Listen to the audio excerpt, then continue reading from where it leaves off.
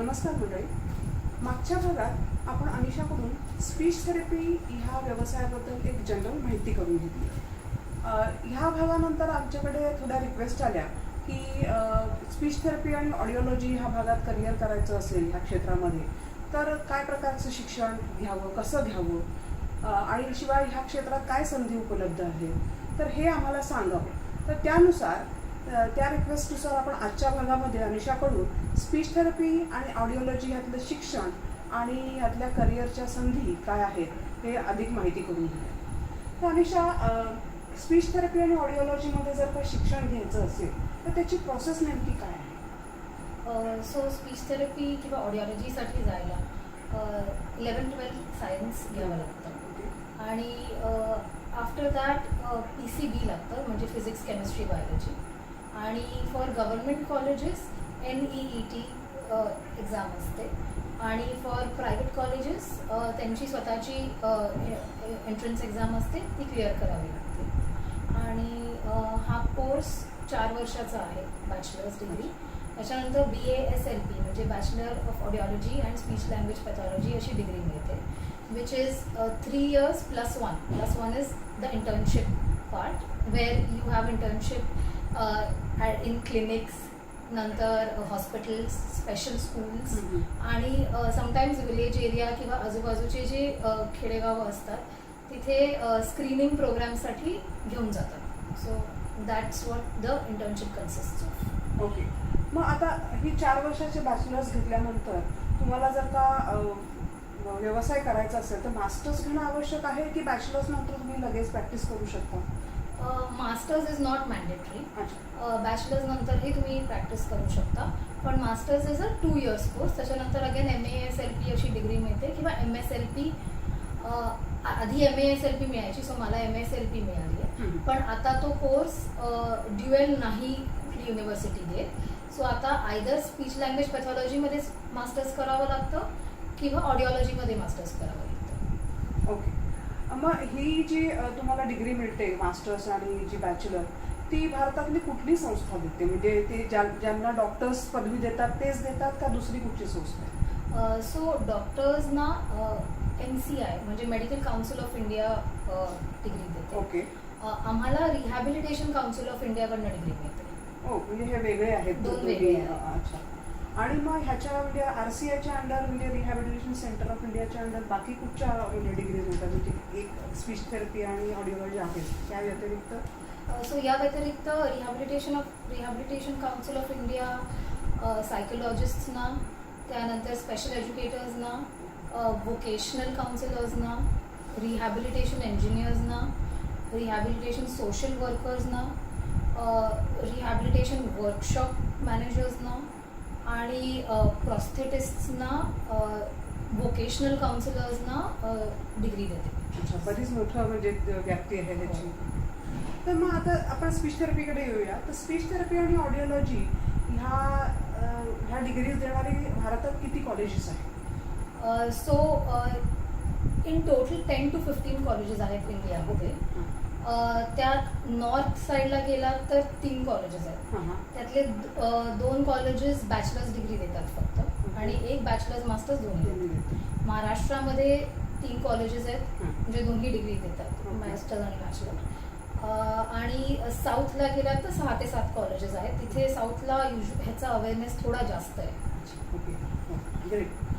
मग आता आपण आपल्या पुढच्या प्रश्नाकडे येऊया. म्हणजे आपण शिक्षण कसं घ्यायचं हे बघितलं. आता ह्याच्यातल्या करिअर ऑपॉर्च्युनिटीज काय? म्हणजे एक स्पीच थेरपिस्ट किंवा एक ऑडिओलॉजिस्ट म्हणून तुम्ही काय टाईपचं करिअर करू शकता? So after pursuing this you can go into research field. तुम्ही हॉस्पिटल्समध्ये काम करू शकता, तुम्ही प्रायव्हेट क्लिनिक्समध्ये काम करू शकता. Either you can get attach to a ENT clinic किंवा अ सायकोलॉजिस्ट क्लिनिक और अ पीडियाट्रिशियन्स क्लिनिक, किंवा तुम्ही स्वतःचं क्लिनिक, स्वतःची प्रॅक्टिस देखील सुरू करू शकता. सो त्यानंतर you can work in special schools. You can work, there are few speech therapist जे फिल्म इंडस्ट्रीमध्ये काम करत आहेत. सो विथ सिंगर्स किंवा to train the actors for their Rolls.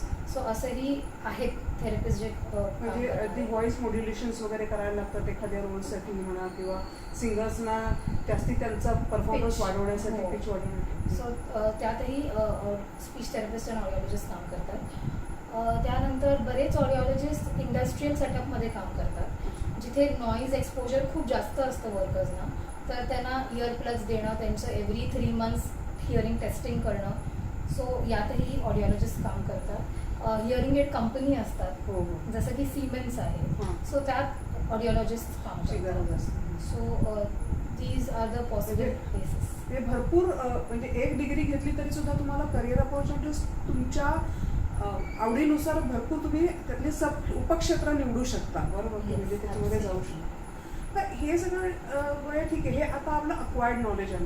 पण जेव्हा एखादी व्यक्ती एखाद्या फील्डसाठी योग्य आहे की नाही हे आपण जेव्हा विचार करतो तेव्हा त्याच्यामध्ये काहीतरी एक इनेट स्किल्स असायला किंवा ज्याला आपण अंगीभूत गुण म्हणतो मराठीमध्ये, तर त्याच्या आत काहीतरी त्याच्याकडे आतून असायला पाहिजे आधी स्किल सेट, तर तो ह्या फील्डमध्ये जाऊ शकतो. तर असं तुझ्या दृष्टीने एक चांगला स्पीच थेरपिस्ट किंवा ऑडिओलॉजिस्ट होण्यासाठी त्या व्यक्तीकडे आधीच काय गुण असायला हवे? सो काही पर्सनॅलिटी ट्रेट्स आपण जे म्हणू,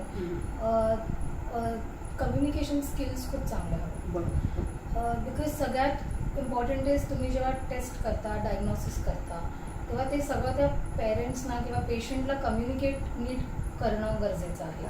त्यानंतर तुम्ही जे ट्रीटमेंट प्लॅन करता ते कम्युनिकेट करणं गरजेचं आहे. आणि ही पेशंटची युजली स्पीच थेरपिस्टकडे वन टाईम व्हिजिट कधीच नसते. पेशंट स्पीच थेरपिस्टकडे 1 वर्ष, 2 वर्ष, 3 वर्ष येतो. So it's a long term relation that is build.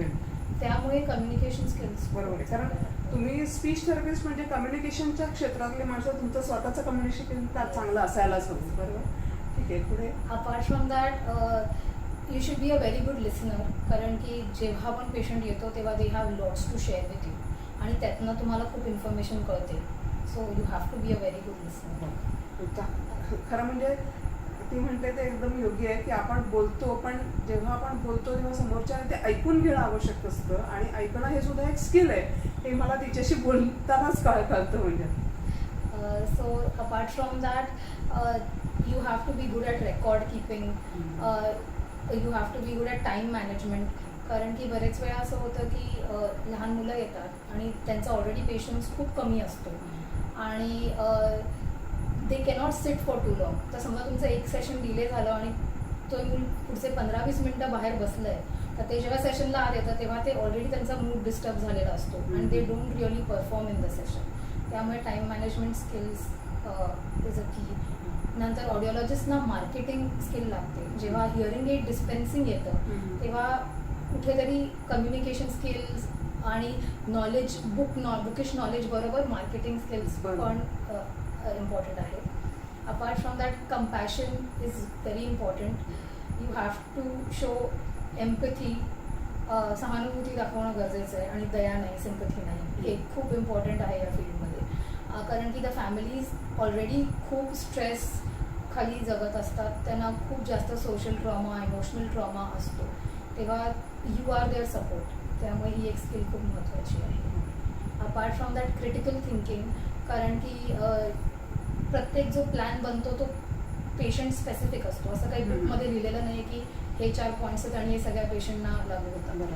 आणि तुम्ही समजा जरी प्लॅन केला असेल तरी ऑन द स्पॉट बरेच चेंजेस करावे लागतात. So that critical thinking, analysis, problem solving आणि क्रिएटिव्हिटी ही खूप गरजेची आहे.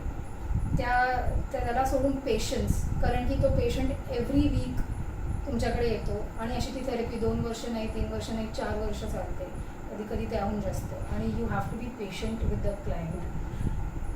कारण एवढ्या लॉंग ड्युरेशनसाठी जेव्हा एखादी थेरपी चालते तेव्हा तुम्हाला फक्त त्या पेशंटशी नाही तर पेशंटच्या फॅमिलीचेही प्रॉब्लेम समजून घ्यायला लागतात आणि त्याप्रमाणे तुम्हाला तुमची थिअरी किंवा जी थेरपी आहे ती मॉडिफायही करायला लागते बरेचदा. तू ज्याप्रमाणे सांगितलंच आहे, तुम्ही फ्लेक्सिबल असायला लागतं. अगदी म्हणजे प्रिन्सिपलना धरून चालता येत नाही, तुम्हाला अकोमोडेटिव्ह असायला लागतं, बरोबर? की ह्याच्या सगळ्या म्हणजे प्रॉब्लेम्समध्ये.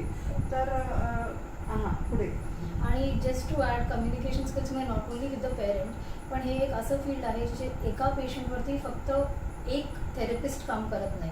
There is a team that is working with the child. So when the team works, there has to be communication between two professionals. म्हणजे I have to speak with the otist has to speak with the physiotherapist. We all have to be on the same page त्या मुलाबरोबर काम करायला. Only then the child can progress. So ती एक communication skill त्या ह्याच्यात पण गरजेची आहे. आणि to have love for kids and to have the feeling of giving back to the society थोडं असायला पाहिजे. म्हणजे beyond your monetary part there has to be something beyond that.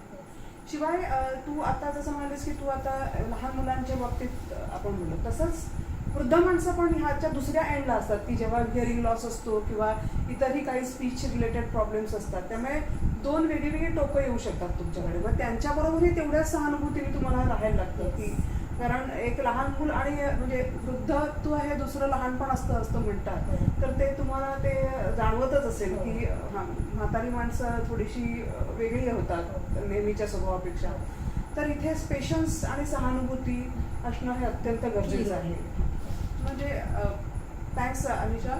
तर मंडळी तुम्ही आता बघितलं की एक चांगला स्पीच थेरपिस्ट आणि चांगला ऑडिओलॉजिस्ट व्हायला शिक्षण काय घ्यायला लागतं हे तर आहेच, पण त्याबरोबर एक माणूस म्हणून ती व्यक्ती कशी असायला पाहिजे यशस्वी होण्यासाठी हे आता अनिशाने खूप छान सांगितलं. आजचा एपिसोड आपण इथेच थांबूया. पुढच्या एपिसोडमध्ये स्पीच थेरपीबद्दल अजून एक नवीन अंगाची माहिती करून घेऊया. तोपर्यंत बाय बाय.